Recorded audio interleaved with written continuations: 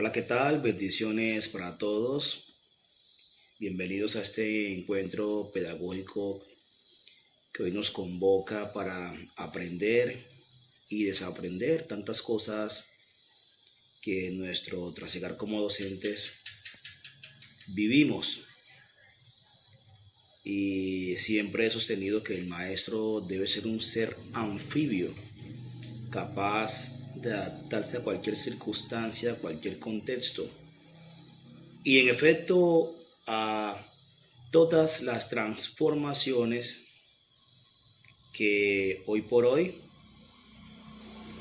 y que la misma sociedad van generando a través del tiempo y la historia. Entonces tenemos que saber adaptarnos y transformar nuestro quehacer pedagógico siempre para bien de los estudiantes y en efecto también para nosotros. El tema a tratar hoy son las competencias de las TIC que el maestro debe incorporar, debe apropiarse para poder ser competente ante la sociedad. Entonces, bajo este tema, estaremos abordando tres elementos. Primero, ¿qué teorías sustentan estas competencias? Como segundo, ¿cuáles son los riesgos, los retos que los maestros enfrentan para aplicarlas en las comunidades virtuales, en estos espacios virtuales? Y lo otro, ¿qué ofrecen las TIC para potencializar estas competencias? Entonces, para empezar, tenemos que entender que una competencia la podemos denominar como una actitud y en especie también una facultad que tiene una persona, pero para ser competente requiere de una profundización de estudios. Es decir, yo no puedo ser competente para ser docente de inglés cuando no he tenido una preparación. Antes de enfrentarme a un contexto escolar, no he pasado por una universidad, una tecnología, o no tengo habilidades innatas para manejar este idioma que es el inglés. Entonces, para ser competentes hay que prepararse, hay que estudiar, porque la competencia no es solamente hacer el trabajo, sino que hay que hacerlo con altura, con elegancia, con el profesionalismo que se merece. Ahora bien, según la UNESCO, estas competencias se dan a partir de 3 niveles, que son adquisición del conocimiento, profundización del conocimiento y la creación del conocimiento. Entonces, cuando hablamos de la adquisición del conocimiento, podemos analizar de cómo aprendemos, cómo aprende el niño, ¿cierto? Y en ese orden de ideas debe haber una correlación entre las estrategias que el maestro lleva, cómo aplica la didáctica, para mirar la forma como ese estudiante está aprendiendo, porque recordemos de que todos los discentes tienen diferentes ritmos de aprendizaje. Algunos aprenden muy rápido, otros lo hacen de manera muy paulatina. O en efecto, para lo que a un chico se le hace pues muy sencillo, para otro se le hace muy complejo. Y así. Partiendo pues de estos niveles, entonces analizamos de que El docente debe tener esas competencias y esos rasgos de profundizar con las tecnologías de la información y la comunicación. Para eso lo primero que debe hacer es capacitarse. Yo no puedo enseñar de lo que no sé. Siempre he sostenido eso, así que es bueno tenerlo en cuenta.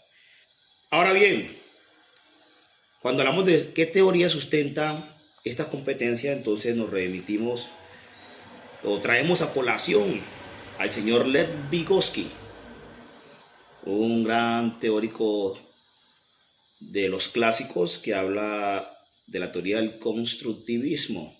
Hoy por hoy es una de las teorías que todavía predomina y que ha tenido mucho apoyo, mucha aceptación en el campo de la educación. Entonces, ese señor sugiere que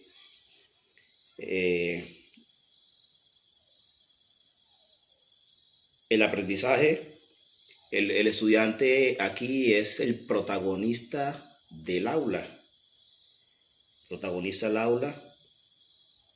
El docente es un orientador, facilitador del aprendizaje. Cuando habla de constructivismo se refiere a que es el mismo estudiante quien construye su propio aprendizaje, ¿cierto? Sabemos de que los recursos educativos digitales, también son transmisores del conocimiento. Es decir, que el maestro no está solo. Miramos cómo han cambiado las situaciones a lo largo del tiempo. Entonces, el maestro no se puede considerar como la única persona que transmite el conocimiento. Las tecnologías de la información hace rato también tomaron ese papel y lo hacen con mayor amplitud quizás que un maestro, pero siempre se debe orientar. Por eso hay que ser crítico en el uso de las tecnologías, saber qué necesito, saber por qué, saber cuándo y cómo debo utilizarlo. Entonces, apreciamos mucho esa teoría que nos da Lev Vygotsky. Hablamos entonces de la teoría del conectivismo, expuesta por los señores Stephen Downes y George Siemens, que dicen que el conocimiento reside en la diversidad de opiniones y el aprendizaje en un proceso de nodos de información. Como le decía ahora, el maestro no es el único transmisor del conocimiento, sino que a su vez las tecnologías también, dentro de esa eficiencia que han tenido, han desarrollado ese papel. Entonces, muy válido y muy de acuerdo con lo que nos expone esta teoría del conectivismo. En ese orden de ideas, hablamos del aprendizaje ubicuo, que de manera personal me gusta mucho este planteamiento porque dice que el aprendizaje ocurre en cualquier lugar o momento, gracias a los dispositivos móviles y efectivamente a la conectividad. Claro que sí. ¿Esto qué quiere decir? O sea, que la tecnología nos han facilitado y han permitido transformar ese proceso de enseñanza y aprendizaje. Nos permite, le da la oportunidad al estudiante de convertirse en un ser autodidacta, capaz de aprender por sí solo, haciendo uso de sus habilidades cognitivas, sin necesidad, digamos, de estar en un aula, en una universidad, sino desde cualquier parte, teniendo un celular, siendo autodidacta, usando sus propias habilidades innatas. En efecto, el maestro debe reconocer esto y validar este tipo de aprendizaje. Y la teoría de aprendizaje invisible, expuesta por el señor Cobo y Moravec, que de cierta forma, de manera paralela, comparten prácticamente el pensamiento con la teoría del aprendizaje ubicuo.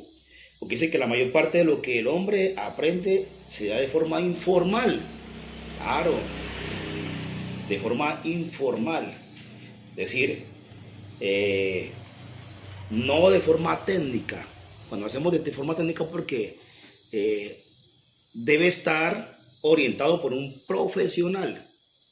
Y miramos y nos damos cuenta cómo muchas personas, muchos niños con coeficientes elevados, jóvenes, adultos, ancianos, han desarrollado o han fortalecido habilidades, cualidades, han aprendido temas que son de la cotidianidad de forma autodidacta. ¿A través de qué? De las TIC. A través de las TIC. Se pone un video en internet, el que quiere estudiar música, pero no tiene cómo pagar una universidad. ¿Cómo avanzan? ¿Cómo aprenden? A través del internet. ¿Cuáles son las notas musicales? Buscan en internet do, re, mi, fa, sol, la, si. Y aparece una cantidad de maestros, una cantidad de videos conceptuales, técnicos, prácticos, intuitivos, para desarrollar esa habilidad. Y usted desde su casa, sin necesidad de tener un maestro, usted va a empezar. Lo mismo también desde la educación. Entonces, importante pues esas teorías. Ahora bien, mi compañera le va a hablar de los siguientes aspectos a tratar. Un saludo fraternal. Mi nombre es Kelly Marcela Pinto y quiero hablarles de la educación en este momento. Como todos sabemos, se está viendo una transformación constante por el uso de las tecnologías de la información y la comunicación, mejor llamadas las TIC.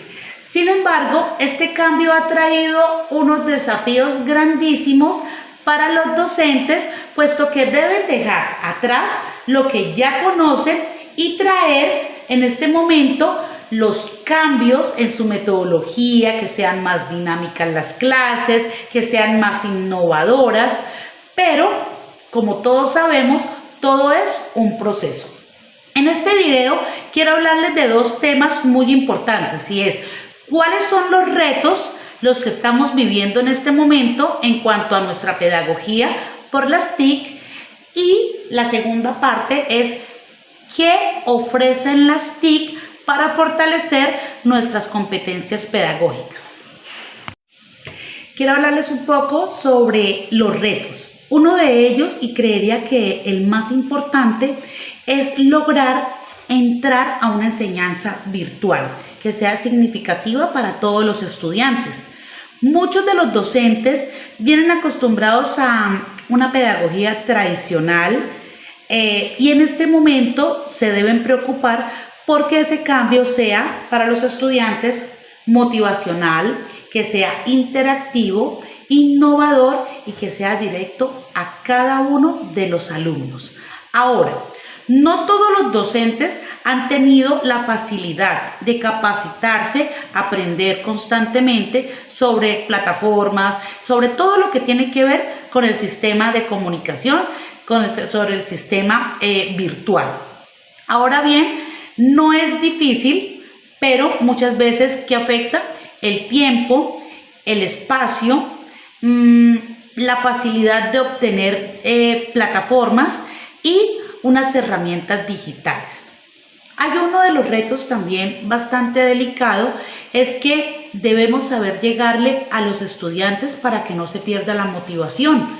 Debe ser muy interactiva, muy lúdica ese tipo de actividades que creamos para poder enseñar. Hablando de los retos, no solamente es para nosotros los docentes, es también para los estudiantes.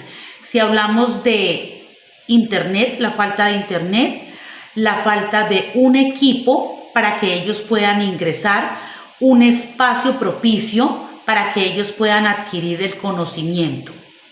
También existe un reto y es que hay muchos de los chicos que se desmotivan porque vienen acostumbrados a la interacción física, que haya un compartir en un mismo espacio, y en este caso, cuando hablamos de una educación virtual, hablamos que se limita, creería que un buen porcentaje a esa interacción humana, a esa parte emocional, pero ahí es donde entramos nosotros con la tecnología y la comunicación para que haya ese gusto, esa motivación y esas ganas de seguir aprendiendo. A pesar de los retos que hemos tenido nosotros como docentes, también debemos ser conscientes que las TIC han llegado a aportarnos demasiados beneficios a nuestra pedagogía, a nuestro ejercicio como docentes. Una de las herramientas digitales que nosotros utilizamos ha servido para que las clases sean más dinámicas, interactivas y por medio de ¿qué? De videos, de plataformas colaborativas, de actividades donde los chicos están muy conectados y motivados en ellos. Además, antes sufríamos un poco sobre el tema de la comprensión, pero ahora los alumnos en gran medida están comprendiendo porque se ha hecho más visual, más auditivo y donde ellos también se pueden convertir en creativos. Las TIC nos han enseñado un poco, tanto a docentes como a estudiantes, a que el trabajo se pueda realizar de una manera colaborativa, un pensamiento crítico, donde hay mucha creación, mucha creatividad y solución de problemas. Aquí entra a hablar un poco la UNESCO, que dice, las TIC permiten personalizar la enseñanza en los estudiantes. ¿Por qué?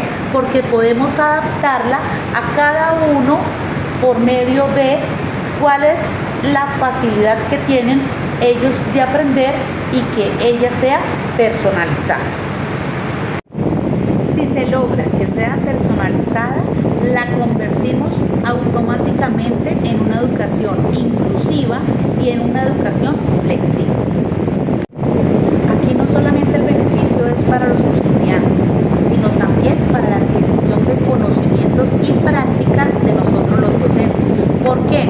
Muchas veces no tenemos tiempo para ir a otro lugar a hacer práctica y aprender como tal de las TIC. Entonces, ¿a dónde vamos?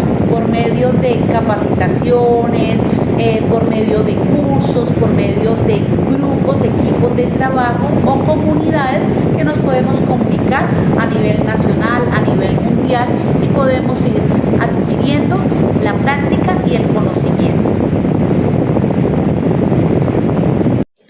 Para concluir, ya sabemos que nosotros como docentes tenemos unos retos grandes sobre las TIC, pero también muchas oportunidades que nos van a ayudar en nuestro quehacer y en la adquisición de conocimientos de los estudiantes. Más allá de aprender el sistema de la tecnología, es saber llegar, es poder convertir la educación en la parte humana, que sea inclusive, que sea flexible y sobre todo que sea significativa para cada uno de los estudiantes. Es mentiras que dicen que las TIC han llegado para borrar a los docentes. No, al contrario, han llegado a apoyarnos de una manera eficiente, de una manera positiva, donde nos amplían las posibilidades de enseñar cada vez más, viendo que nuestra sociedad todos los días incrementa la parte digital. Gracias.